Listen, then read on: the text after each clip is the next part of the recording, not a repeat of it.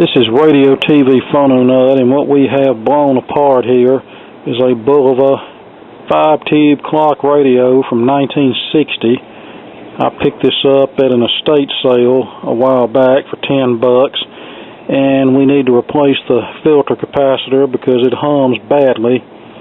But this is one that's not really conducive for easy service. You pretty much have to take this thing completely apart in order to get to the underside of the circuit board where we can service the capacitor.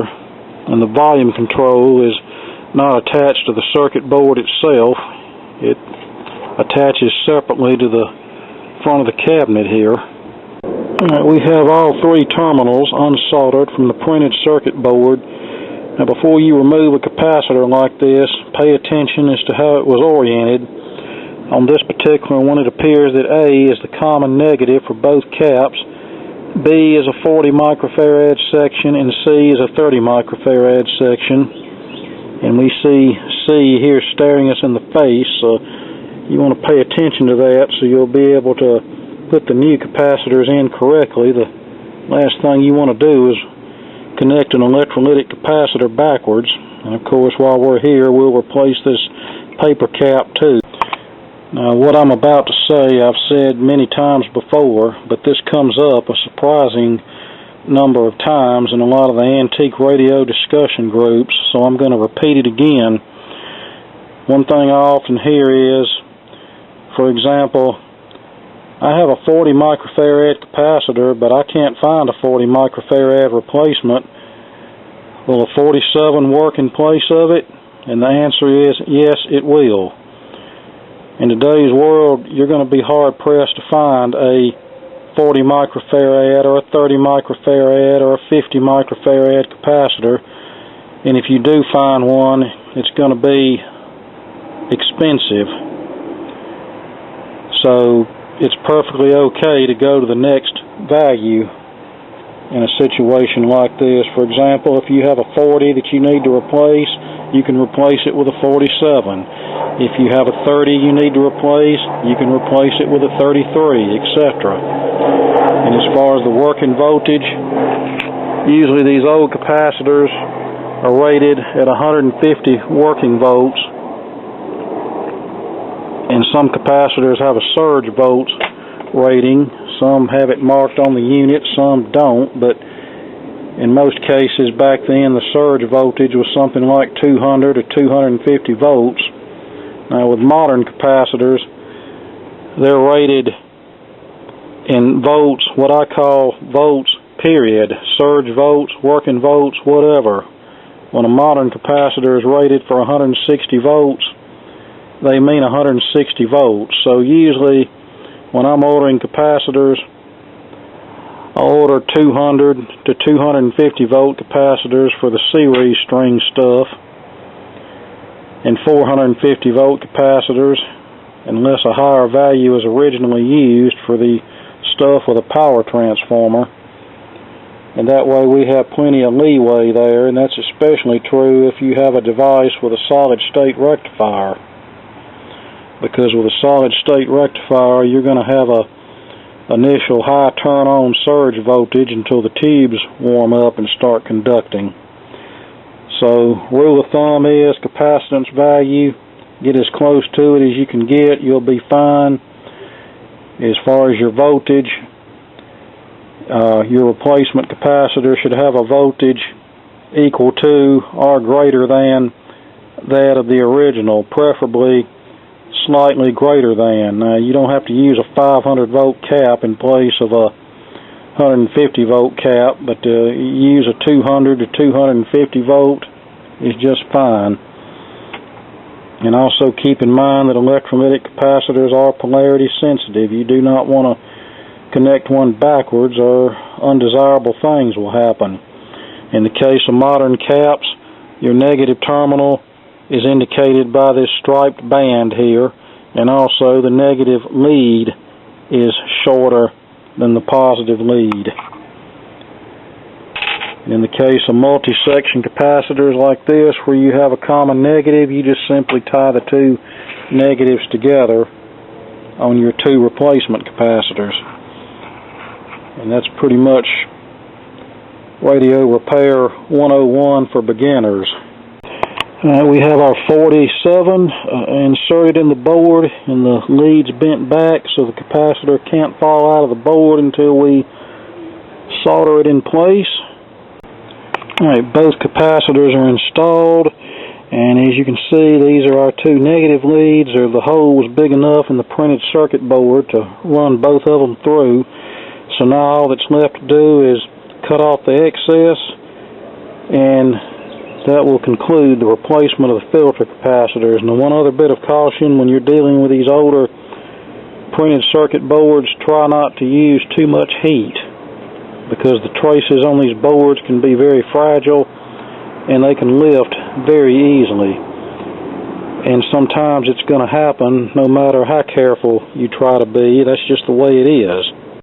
Alright, that cap's replaced. It connects between B- and the metal frame of the tuning capacitor, so it's a chassis isolation cap. The original was a .02. I had some .015 safety capacitors. That should be close enough, and we used one of those. And I had to shape the leads a little bit to make it fit flush with the board, but there it is. Here's the original capacitor. I'd love it if you'd focus. Alright, finally. Alright, this appears to be made by American Radionic Company, which is the same manufacturer who made those 4-lead safety capacitors in Zenith Chromacolor 2 televisions that would blow open without warning and cause the high voltage to skyrocket and blow the neck off the picture tube. But once that happened, Zenith switched to using special Sprague orange drop capacitor, and there were no more problems then. Some of the solder connections on the tube sockets looked a little iffy, so I just went ahead and resoldered all of them, and this is one of those situations when, if in doubt, go ahead and resolder. So I resoldered. So I'm about ready to put this back together. Well, I'm going to clean some of the dirt out of it first. And unless these IF transformers decide to develop silver mica disease, then we ought to be in good shape here. Well, I'm looking at this capacitor now that I've got it completely out and can see it better. This would appear to be a replacement, but I'm not so sure that it was, because the soldering looked about like everything else on the circuit board. This has a range. The B section has a range of can replace a capacitor in the range of 40 to 80 microfarad, and the C section can replace a capacitor in the range of 30 to 60 microfarad. So that just goes to show how uncritical these filter capacitor values were. So, but we have a 50 or a 47 and a 33 in there, so that should do just fine. That was pretty much the standard textbook value for a 5-tube series string radio filter capacitor. Right, we're almost back together, and oddly enough, I was able to finagle the circuit board out without having to disconnect any wires, but I had to unsolder 2 wires from the switch up here in order to get the board back in. And then it was a bit of a chore trying to get that recessed retainer nut on the volume control, when it would have been better had they just mounted the volume control directly to the printed circuit board. But we got it back together, and since we went to such effort to put it back together, I think we've probably ensured that the IF transformers are going to develop silver mica disease. Alright, tubes are lighting up. That's a good sign. Listen to news out there. Queen City News Feed is the trusted...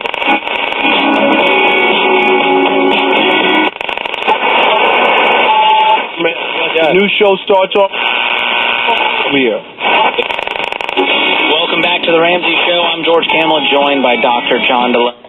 Julie's up next in Tulsa, Oklahoma. Okay, well, if it'll just continue working that well, we'll be in good shape. Yes, hi. Thank you for taking me. Just be safe. I wished I'd have caught that on camera. We have somebody calling into Dave Ramsey going through a divorce. I have to find a way to make money, so I DoorDash now.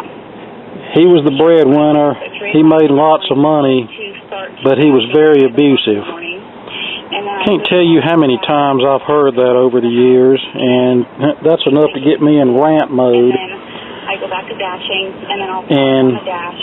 So people not going to if the truth be known, in a lot of these instances, the signs were probably there that he was a douchebag whenever they were dating them, but they were too busy paying attention to the big bucks and the nice sports car and the big house and in some cases how good he was in bed to notice those more important things. And then whenever they married him, then that's when all the little signs started making themselves visible, and then it was like, oh, how did I miss that? Yeah, well, I can tell you how you missed it. You were probably paying attention to the wrong things. And the thing is, with some of those types of women that had some guy come along that would have treated them properly, but didn't have a big bank account or a nice house and that sort of thing, they wouldn't have looked at him twice. But anyway, I'll try not to get off on rant mode on that subject, but so far so good with the radio. And the GAL never had... Now before people blow up the comments over that last bit of commentary, let me just say I know there are cases where some people can be on their best behavior while they're dating somebody, and then once they've got them, it's like I can do anything I want to now, but I still stand behind what I said before. There are still lots of cases where the negative signs are there, but the other party is just paying too much attention to the big bucks and the nice house to notice until after they get married, and then it's too late then. I know years ago I knew a girl from church who had gone through a nasty divorce, and he was one of those Mr. Cool Dude, money bags, resourceful types, and then he didn't think he should have to pay his child support after the fact, and one time her dad said something to me along the lines of, yeah, he uses that nice sports car to pick up the girls, and you don't know how bad I wanted to say, yeah, probably the exact same way he picked up your daughter whenever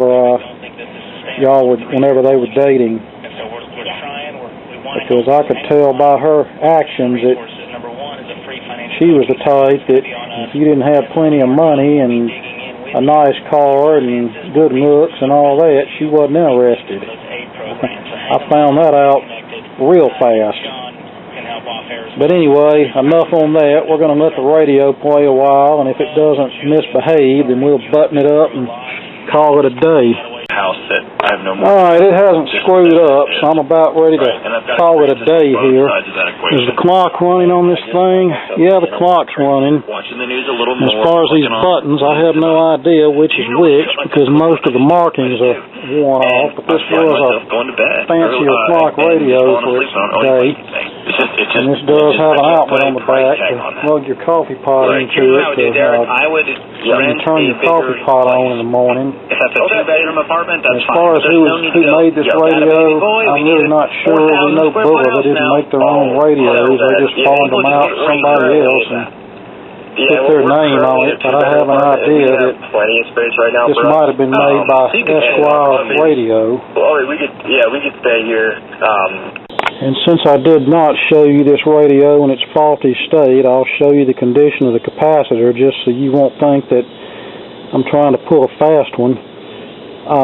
Initially wasn't even going to do a video on this. I mean, how many filter cap replacement videos do we need? But I decided to go ahead and do one. But anyway, section 1 reads 0.5 microfarads, and about the same for section 2. So for all intents and purposes, this cap is, well, it went from being a dry electrolytic cap to an ultra dry electrolytic cap. Here's this line isolation cap, not even getting much activity from the eye, so I'm sure it's ultra leaky. Let's find out. Yeah, even at the lowest setting, it's leaking like crazy. So apparently, American radionics didn't improve between 1960 and circa 1974, whenever they supplied those bad capacitors to Zenith. And of course, the more voltage we apply, the more it's going to leak. It's probably about 2016. Bulova Watch Precision was on course to exponentially increase its stash of nuclear weapons. It's not known how many nuclear weapons North Korea has, but one recent estimate puts the number at 50, with enough material for another 40. Yeah. It's the first time North Korea has and if we get Kackle and Kamala in office, he's probably going to end up using them on us. May well be doing this to try and put pressure on the U.S. ahead of its presidential election. That's the BBC's Gene McKenzie. The death toll in the aftermath of the typhoon in Vietnam has climbed to 233. Rescue workers recovered more bodies. I think that'll about do it for this radio. This was a simple routine repair, just a filter cap replacement and one paper cap. And many neighborhoods remain I did clean the volume control. News and analysis, townhall.com. And it seems to be working the latest on the relatively well. Well, these buttons appear to be jacked up. I can't even turn the radio off, but it's no big deal. I'm not going to be using this as a clock anyway. Entire high-rise building. Whether you need storefront, glass replacement, and this button here is melted, as you can tell here. Don't know what took place there. Okay, I pressed the radio button a little harder, now it went off. Let's see if it'll come back on now. Letting the world know that success is not reserved for the privileged few. Every dream. Okay. Okay, there we go. Together, we will find your path and change your future. Yeah, it's not a bad looking little radio. It needs to be cleaned up a little bit, except for this wear on the printing on the buttons and this one deformed button. It's in pretty decent shape. I mean, it was worth the $10 I paid for it. Patients could focus on the quality of life and spending time with loved ones. There's symptom connection. AM 1010 WMOX. Reach a certain point, and that number in his mind is about 250,000.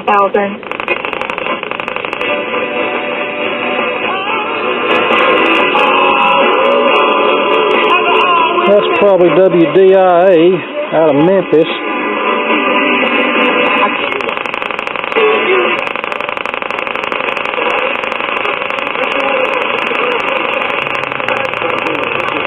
We're starting to get a little DX come in, which is pretty good considering it's not even dark yet.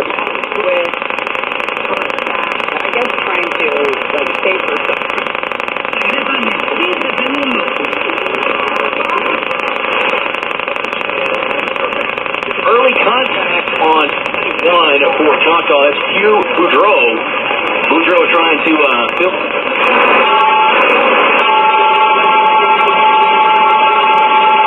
Now this right here just goes to show the carelessness that goes on with a lot of AM stations today.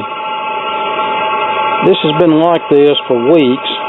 Just an AM transmitter running with just some digital noise being transmitted. It is no good to anybody, and all it's accomplishing is running up the electric bill. Now, of course, their FM translator is still going.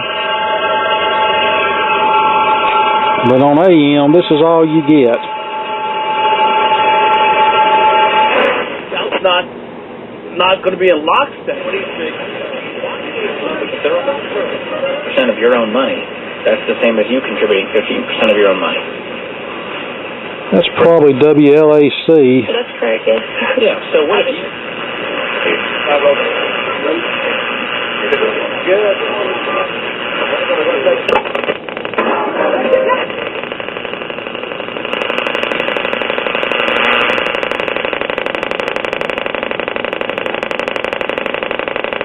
Nothing really on the lower end of the band yet, but